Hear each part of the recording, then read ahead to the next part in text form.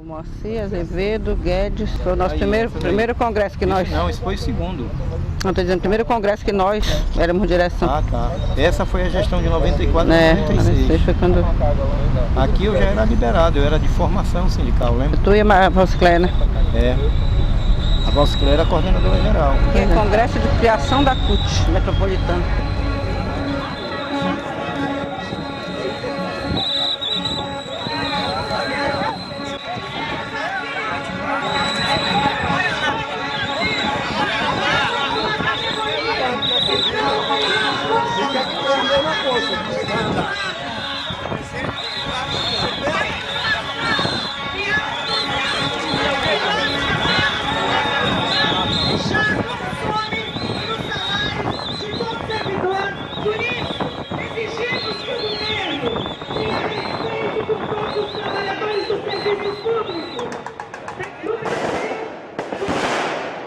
Trabalhava na FUNAI nas aldeias.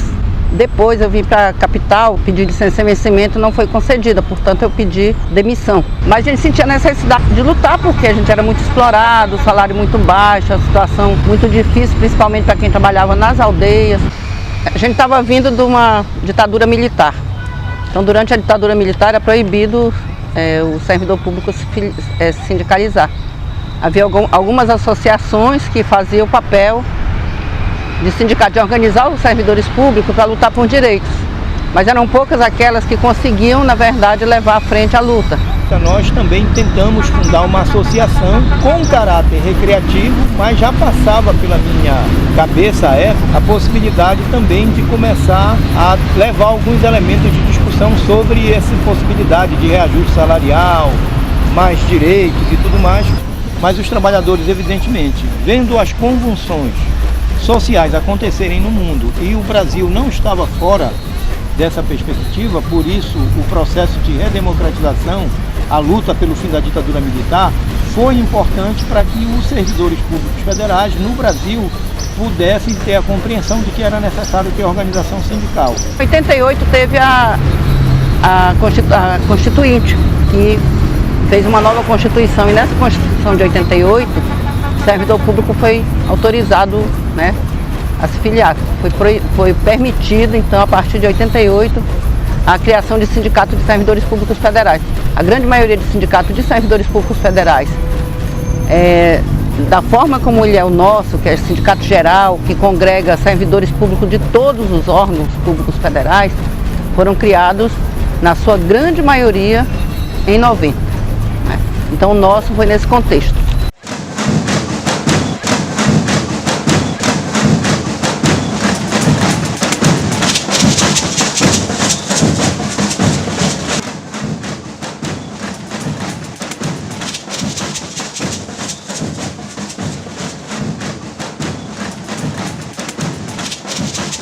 Um dos problemas que nós tivemos nessa transição foi a escolha como presidente finalmente do Sarney, um dos governadores que tinha dado sustentação à ditadura militar. Depois tivemos 89, que foi as primeiras eleições por sufrágio universal, né, desde os anos 60, isso.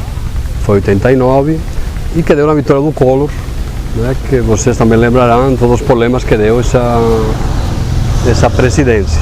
Né. Era um momento muito especial nesse sentido de mudanças no país. O Collor foi eleito com um discurso de anti-Marajás, mas já com as ideias que nós chamamos do consenso de Washington, né? De ideias do neoliberalismo, né? Já começar aquele discurso sobre Estado mínimo, Estado corrupto, né? É decir, de uma lógica, é decir, que tendia a enfraquecer essa máquina do Estado. Até quando, em 1990, foi marcada uma assembleia na FUNAI para conversar sobre o sindicato. Então, o primeiro presidente, que foi um presidente provisório, que era o Ed Wilson, foi lá fazer a assembleia. E nessa assembleia ele falou que era necessário a sindicalização para entrar com uma ação na justiça contra um pacote econômico que tinha tirado a inflação que teria que restar nosso salário. Então, nós temos nesse finais dos 80, início dos 90, um sindicalismo muito combativo, né? Não apenas no sentido da área do setor privado, sino também especialmente no setor público. Aí em 92 teve a primeira eleição para a direção e eu participei já dessa eleição e fui eleita diretora do sindicato já em 92. A gente lutava por reajuste salarial, a gente lutava por vários direitos que nós não tínhamos. Nessa época não tinha ticket de alimentação, não tinha vale transporte, não tinha nada disso que a grande maioria dos trabalhadores já tinha, nós não tínhamos. Então a greve de 93 ela veio assim, né, para lutar por muita coisa que nós não tínhamos e por isso ela foi uma grande greve. Nós enfrentávamos uma hiperinflação de 30% a 29% ao mês. A nossa defasagem salarial era 106,8% em 3 meses de governo, do governo Itamar Franco. Então era 106,8%. Isso fez com que em 93, já no governo do Itamar Franco, nós implementássemos uma greve. A questão de uma política salarial com reajuste mensal era pauta nossa. Serviço público de qualidade era pauta nossa.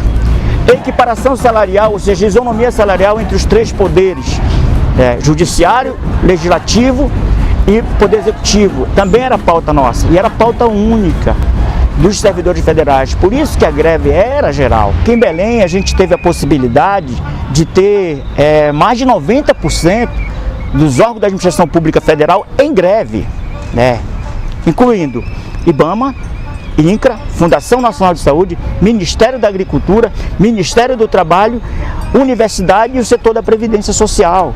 Isso foi marcante do ponto de vista de mobilização e a conscientização da categoria. Então, geralmente, a gente se concentrava, saía da Praça do Operário com um número de militantes muito bem expressivo, com faixas, cartazes, carro de som, e seguia rumo ao Ministério da Fazenda. E ocupávamos o Ministério da Fazenda.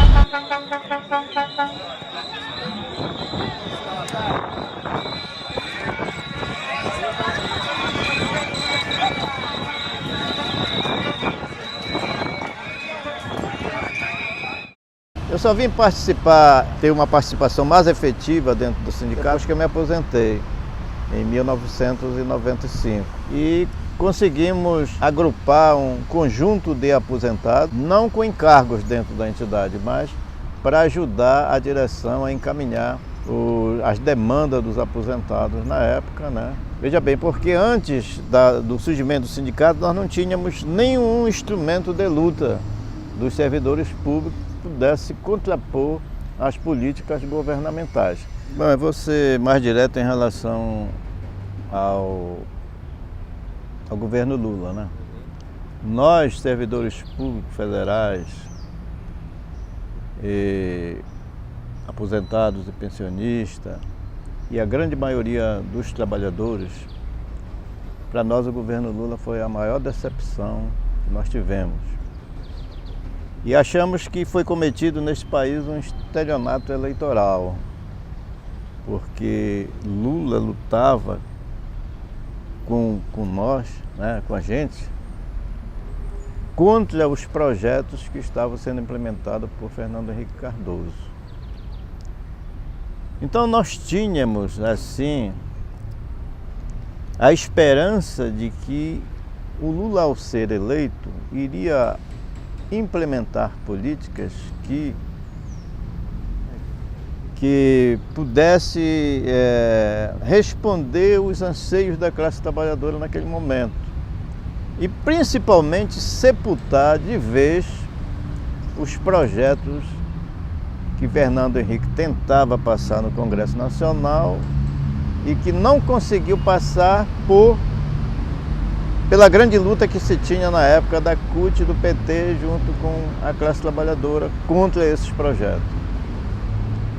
Então, para alguns, isso foi considerado uma traição, Obviamente, o setor do governo, os setores do PT, justificaram isso como necessidade dentro do âmbito das mudanças socioeconômicas que o país estava passando e continua passando, inclusive o que é a expectativa de vida, etc, etc.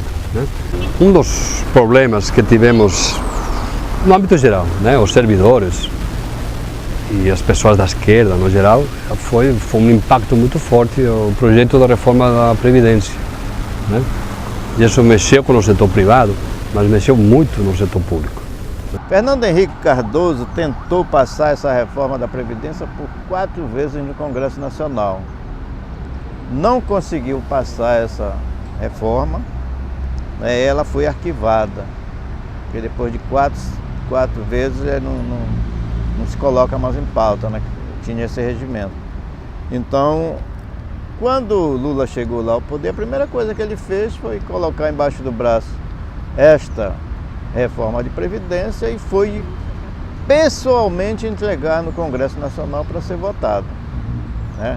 Com a grande maioria que tinha no Congresso Nacional, conseguiu aprovar essa reforma de Previdência que trouxe prejuízos significativos para os aposentados e para aqueles que vão se aposentar. Mas qual foi o grande problema? É que a CUT, que era a Central Única dos Trabalhadores, a qual a grande maioria dos sindicatos de servidores estavam filiados, apoiou a proposta de reforma da Previdência do Lula.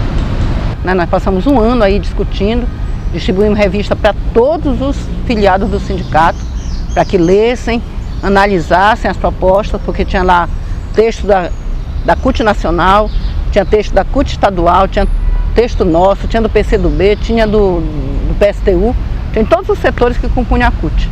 A reforma da Previdência aprovada no governo Lula não passou com o FHC porque a classe trabalhadora impediu, mas também o PT, como um partido que à época ainda defendia algum interesse da classe trabalhadora, obstruiu a votação no Congresso Nacional. Mas ao chegar ao poder, o Lula desengaveta e apresenta, e vota isso. E o papel nefasto que cumpriu a Central Única dos Trabalhadores, que era a maior central da América Latina, foi dar o apoio a essa reforma. E depois viemos saber que foi através da compra de votos do mensalão, que se fosse num país sério, teria sido anulada, né? Porque foi um ato ilícito, né? Em 2005 teve o Congresso, no Congresso veio o vice-presidente da CUT Nacional, veio o diretor da Condicef, que também que era da CUT também, para defender a permanência na CUT, e nós defendemos a saída da CUT. E aí 80% do Congresso votou pela... Então aqui, por exemplo, no jornal, que é de 30 de outubro de 2005, sai a matéria dizendo, né, que rompimento com a CUT está a caminho. Por quê? Porque nesse mesmo período, na semana seguinte, que era início de novembro, ia ter o Congresso onde nós íamos discutir isso e nós estávamos propondo a desfiliação, como realmente aconteceu. Apesar do vice-presidente da CUT Nacional ter vindo, que era um petroleiro, apesar do diretor da Condicef, cutista, ter vindo, mas a base já estava decidida que não dava mais para continuar na CUT. Então, esse debate, né? Esse debate, tanto é que a fotografia, que depois vocês podem ver melhor, as pessoas estão felizes votando pela desfiliação da CUT, né? Não é uma votação qualquer, é uma votação onde as pessoas estão felizes, elas estão dizendo ali que elas estão se desligando de uma entidade que fazia mal a elas, que estava prejudicando, que estava ajudando o governo a retirar seus direitos. Sem o PT e sem a CUT, os servidores públicos federais, através de suas organizações sindicais somente, e alguns embriões de centrais que estavam começando a debater, conseguiram colocar 80 mil trabalhadores do Serviço Público Federal em Brasília. Então, para vocês terem uma ideia de como a luta, a marcha contra a reforma da Previdência do governo Lula foi poderosa. Se no momento anterior, com Fernando Henrique Cardoso, nós precisamos do PT e da CUT para colocar 100 mil, sem eles nós colocamos 80 mil trabalhadores do serviço público. Então, isso demonstra a capacidade de mobilização e de organização dos servidores para lutar contra qualquer governo, desde que bem definida a situação política, né? Por isso que essa é uma das conclusões que nos levou a debater de maneira mais incisiva o rompimento com a Central Única dos Trabalhadores. Em 2012 a base disse que não aguentava mais. E aí mesmo a Condicef, a direção da Condicef, não querendo, no Brasil inteiro a base dos sindicatos decidiram em assembleias que teria que ter uma greve.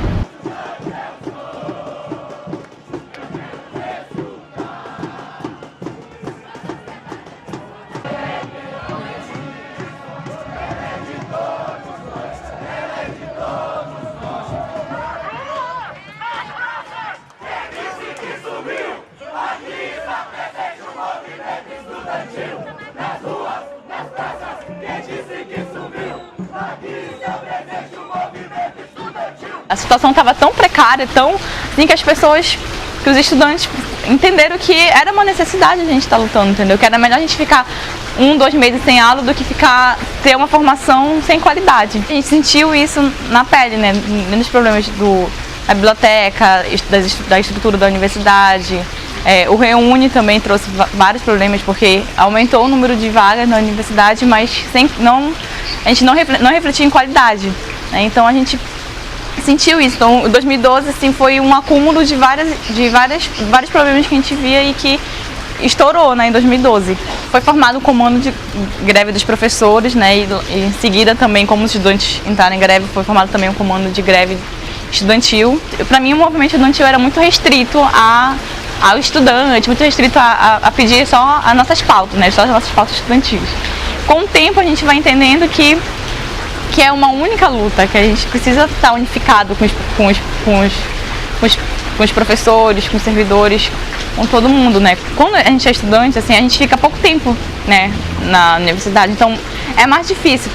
As pessoas entram no movimento, saem, tem mais isso, né? No sindicato não, no sindicato tu já é um profissional, então tu vai passar a tua vida toda, então tem que realmente estar lutando porque é o teu salário que está em jogo, é a tua qualidade de trabalho que está em jogo. Então o sindicato ele é importante para garantir a unidade dos trabalhadores em torno de uma pauta de reivindicações.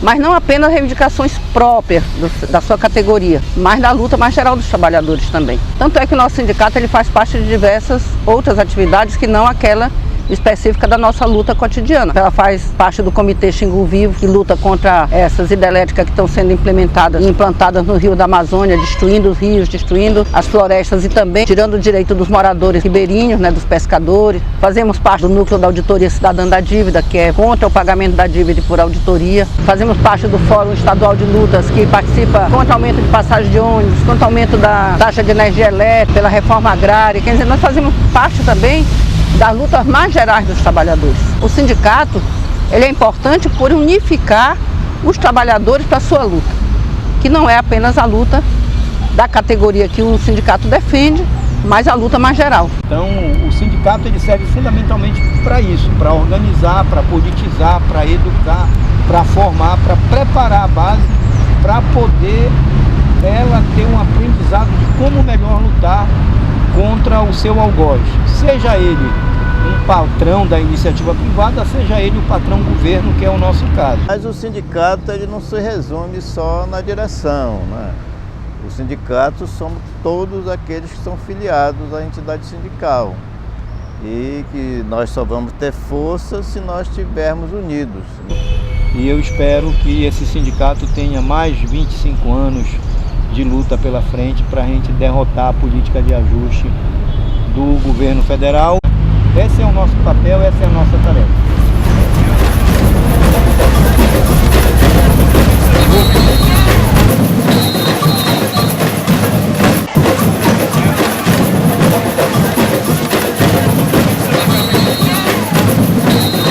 O sindicato ele tem vários motivos para existir e os servidores têm todos os motivos para fazerem parte do sindicato. Então a gente chama todos os servidores que já fazem parte do sindicato a continuar participando das lutas, das assembleias, dos congressos, das plenárias, mas também que convide os colegas que não são sindicalizados a virem sindicalizar, porque é muito importante o sindicato na vida do trabalhador para a sua defesa, tanto em direção aos direitos que ainda não tem, quanto aqueles direitos que são retirados. Acho que é a única forma que o trabalhador tem para unificar a sua luta.